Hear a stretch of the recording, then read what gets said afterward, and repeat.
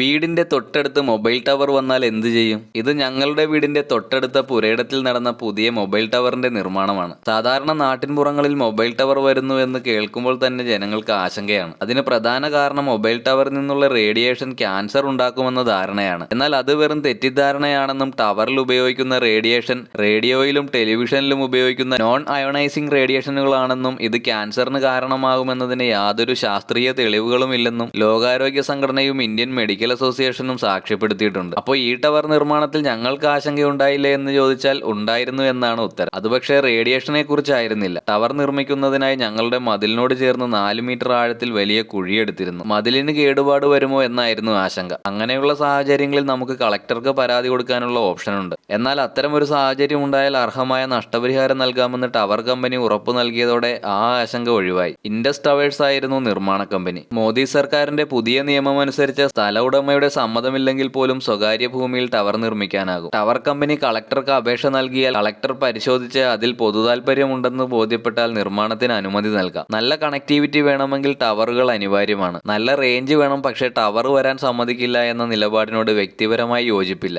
അപ്പോൾ ടവർ നിർമ്മാണത്തെക്കുറിച്ചുള്ള നിങ്ങളുടെ അഭിപ്രായം കമന്റ് ചെയ്യാൻ മറക്കണ്ട.